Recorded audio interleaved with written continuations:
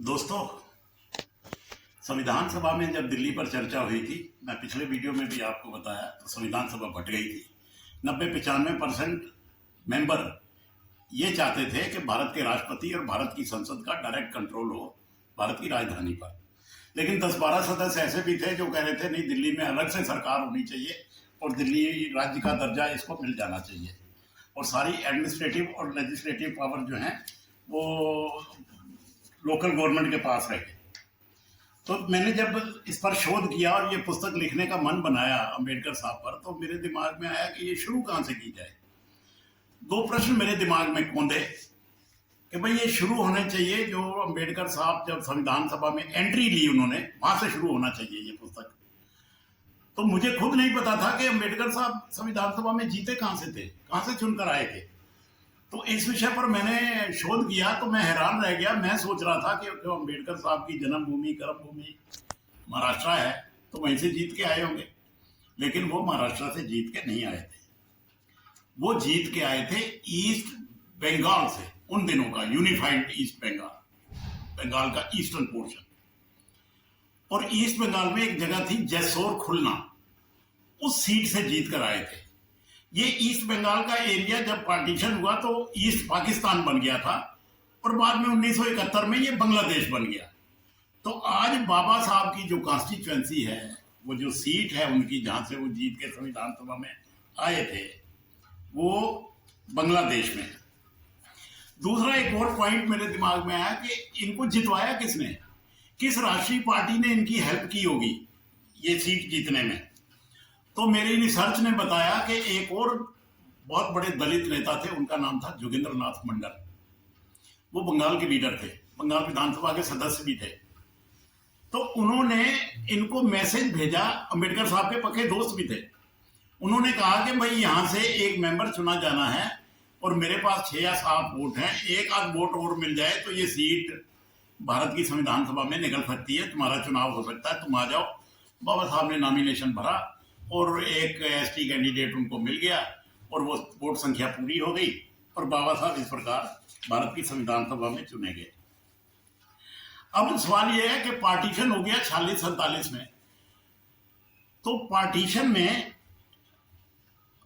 जो मंडल थे वो जिन्ना साहब के बड़े करीबी थे, मोहम्मद अली जिन्ना जो कायदे आजम बन गए पाकिस्तान में।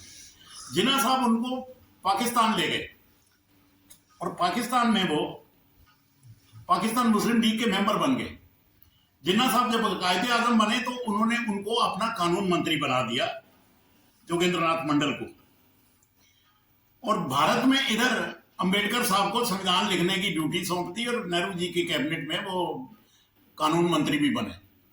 तो एक समय पर दोनों में क्या सिमिलरिटी, इनमें समानताएं आई दो में, कि दोनों BR अम्बेडकर और जोगेंद्र नाथ मंडल दोनों टॉप के दलित नेता थे, SC/ST के नेता थे। दोनों अपने अपने देश की संविधान सभा के सदस्य थे, दोनों अपने अपने देश के कानून मंत्री थे और दोनों अच्छे पढ़े लिखे भी थे। जोगेंद्र नाथ मंडल भी 1937-38 के जमाने के पोस्ट ग्रेजुएट थे और जहां तक बाबा साहब अम्बेडकर की बात है, उनकी डिग्रियां तो उंगलियों पर गिनी ही नहीं जा सकती उनके पास। जिन यूनिवर्सिटी और इंस्टीट्यूशंस में बाबा साहब पढ़े उनमें थे London School of Economics, Cambridge University, Columbia University. और कुछ लोग तो कहते हैं कि 64 ऐसे विषय हैं जिन पर बाबा साहब को अपनी महारत हासिल थे, यानी कि वो सुपर जीनियस थे। और कैम्ब्रिज यूनिवर्सिटी ने तो उनको नेम किया था अबव आइंस्टाइन, कि वो विलक्षण प्रतिभा के व्यक्ति थे वो ऐसे। Thank you. ही नहीं जा सकती, उनके पास तो इतनी डिग्रियां थी।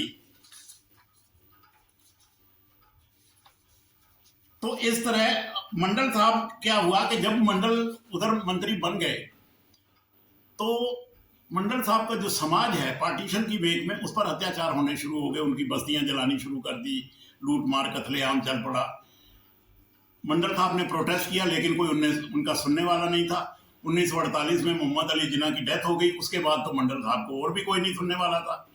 तो क्योंकि वो अपने समाज को बचा नहीं पा रहे थे, उनके लिए कुछ कर नहीं पा रहे थे, उनकी कोई सुन नहीं रहा था, उनके पत्रों को रद्दी की टोकरी में फेंका जा रहा था।